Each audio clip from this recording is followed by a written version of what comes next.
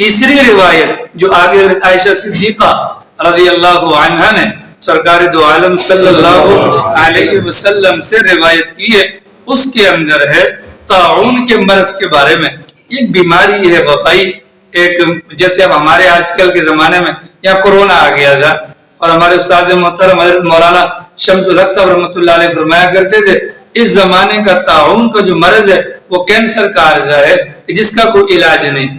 طاعون اس بیماری کو کہتے ہیں جو لا علاج ہوتی ہے، تو کینسر اس زمانے میں لا علاج تھا۔ سرکار دو عالم صلی اللہ علیہ وسلم اور حضرات صحابہ کرام کے زمانے میں 6 مرتبہ یہ طاعون کا مرض آیا ہے۔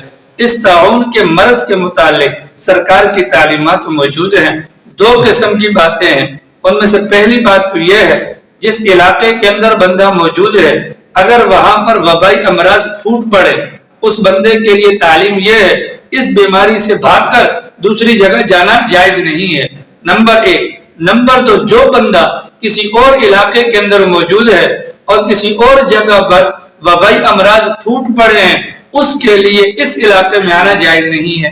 یہ 2 تعلیمات ہیں، جو بندہ جہاں پر ہے اس کو وہی رہنا ہے، اور جو بندہ یعنی کہ باہر اس علاقے سے وبائی امراض والی جگہ پر جانا اس کے لیے جائز نہیں ہے۔ اس کی وجہ کیا ہے؟ بنیادی طور پر تو اگر دیکھا جائے جو بیماری کے اندر مبتلا ہے، شریعت کا مزاج یہ بتلانا ہے بیماری ایک دوسرے کو نہیں لگ دے۔ ایک دیہاتی نے آ کر کہا سرکار یہ بتلائیے کیا وجہ ہے کہ میرے اونٹ تر و تازہ ہوتے ہیں، ایک خارشی اونٹ آ جاتا ہے اس کے اندر آ کر مل جاتا ہے، اس ایک کی وجہ سے باقیوں کو بھی خارش لگ جاتی ہے۔ سرکار نے فرمایا چلو اگر تمہاری بات مان لی جائے تو یہ بتلاؤ پہلے والے کو خارش کہاں سے لگی تھی؟ تو جہاں سے پہلے والے کو لگی باقیوں کو بھی وہیں سے لگی ہے۔ یہ اسلام کی تعلیمات ہیں۔ اسلام نے جو ہمیں کھانا کھانے کی دعا سکھلائی ہے، اسلام نے جو ہمیں کھانا کھانے کی دعا سکھلائی ہے، ہم دعا غلط پڑھتے ہیں معذرت کے ساتھ، بسم اللہ وعلی برکت اللہ، یہ کھانے کی دعا نہیں ہے، ٹھیک ہے؟ برا مت بنائیے گا میری بات۔ بسم اللہ وعلی برکت اللہ یہ کھانے کی دعا نہیں ہے۔ حدیث پاک کے اندر جو سرکار سے دعا ہے سم اللہ، کہ کھانے پر بسم اللہ پڑھو، بسم اللہ پڑھ لو۔ یہ جو بسم اللہ وعلی برکت اللہ ہے یہ ہمارے ایمان کی مضبوطی کے لیے، کہ ہمارے ساتھ اگر کوئی بیمار آدمی بیٹھ جائے تو ہمیں ڈر ہوگا یار اس کی بیماری مجھے نہ لگ جائے، اس کی بیماری مجھے نہ لگ جائے۔ ہمیں دعا تلقین کی گئی کہ بیمار کے ساتھ بیٹھنا ہے تو یہ دعا پڑھو کہ بسم اللہ، میں اللہ کے نام سے کھاتا ہوں، وعلی برکت اللہ، اور اللہ کے نام کی برکت سے کھاتا ہوں۔ اگر اس کی وجہ سے کوئی بیماری آئے گی اللہ کے نام کی برکت سے وہ بیماری ختم ہو جائے گی۔ نئی بات پتہ چل گئی؟ بسم اللہ کھانے کی دعا، بسم اللہ وعلی برکت اللہ بیمار کے ساتھ بیٹھنے کے موقع پر پڑھی جانے والی دعا ہے۔ اسلام کا مزاج یہ ہے بیماری ایک دوسرے کو لگتی نہیں ہے، یہ اسلام کا مزاج ہے۔ لیکن اس معاملے کے اندر یہ جو طاعون کا مرض ہے، جب انسان کو پتہ چلتا ہے نا، جیسے اب کورونا کے زمانے میں ٹھیک ہے سب کی ہوا خشک ہو گئی تھی نا، کوئی اگر زور سے اس زمانے کے اندر کورونا کے زمانے میں عشاء کی نماز مغرب کی نماز اتنا مزہ آتا تھا پڑھانے میں، بالکل سناٹا ہوتا تھا۔ کیوں؟ اگر کسی کو کھانسی بھی آتی تھی تو ڈر ہوتا تھا کہ پکڑ کے لے جائیں گے، کوئی چھینک نہیں مارتا تھا، ایسا تھا کہ ظاہر ہے کہ ڈرے ہوئے ہر بندہ، ٹھیک ہے؟ کسی کو نزلہ ہو، کسی کو زکام، کسی کو بخار، تو چونکہ موت سامنے نظر آ رہی تھی نا سب ڈر رہے تھے۔ اب اس ڈر کے موقع پر انسان کے لیے پریشانی ہو جائے گی، تو شریعت نے کہا اگر وبائی امراض پھوٹ جائیں اولاً یہاں سے وہاں نہ جاؤ۔ کیوں نہ جاؤ بھیا؟ اس لیے کہ تم اگر جاؤ گے تو گویا کہ بیماری سے بھاگ رہے ہو۔ اگر اللہ نے تمہارے مقدر میں اس بیماری سے متاثر ہونا لکھا ہے، تم بھلے کہیں پر بھی چلے جاؤ وہ بیماری تمہارے پیچھے پہنچ جائے گی۔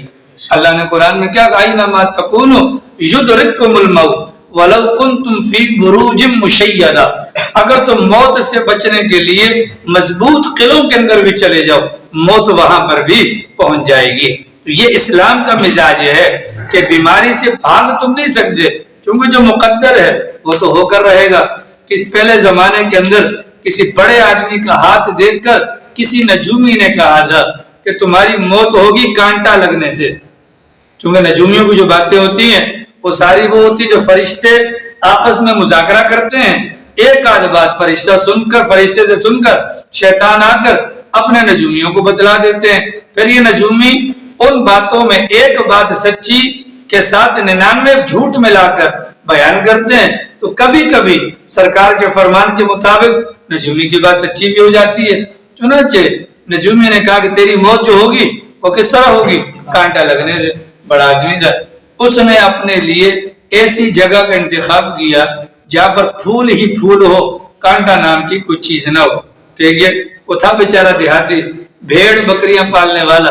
ایک دن دل میں اس کے خیال آیا کہ کب تک اس طرح زندگی گزاروں گا, اپنے ریوڑ کو ایک مرتبہ دیکھ لوں. اس کے جو بھیڑ کا جو وہ ریوڑ تھا اس کو کہا کہ سامنے سے گزارو. تو گزارتے گزارتے پیار آ گیا اس کو. ٹھیک ہے, ایک کی جیسے ہی کمر کے اوپر ہاتھ رکھا تو اس کے اندر کانٹا موجود تھا, وہ کانٹا لگا اور وہیں پر وہ مر گیا. تو جس کے لیے اللہ نے جو مقدر کر رکھا ہے وہ اسی حالت میں مرے گا. شریعت کا مزاج کیا ہے؟ بیماری سے بھاگنا نہیں. جس علاقے میں بیماری ہے وہاں پر آنا نہیں. وجہ اس بندے کو نہیں پتا, آنے والے کو, کہ میرے مقدر میں کیا ہے, اس کو تو نہیں پتا نا. اگر یہاں آ کر تقدیر غالب آ گئی اور وہ بیمار ہو گیا تو کیا کہے گا؟ اگر میں وہاں نہ جاتا تو میں بیمار نہ ہوتا. ایمان عقیدہ کیا ہو جائے گا؟ خراب ہو جائے گا.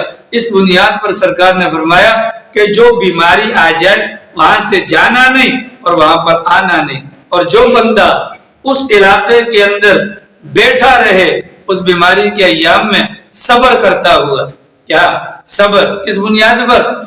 کس بنیاد پر؟ کس تکلیف پر مجھے اللہ نے بدلہ دینا ہے. ثواب کی امید پر بیٹھا رہے, اگر اس بیماری میں مر گیا اللہ تعالیٰ اس کو شہید کے برابر اجر و ثواب سے نوازے گا. یہ ہماری امت کی خاصیت ہے. وگرنہ سرکار کے فرمان کے مطابق یہ طاعون کا مرض پہلے امتوں پر عذاب کی صورت میں نازل ہوتا تھا. اس امت کے لیے اللہ نے اس کو رحمت کا سبب بنا.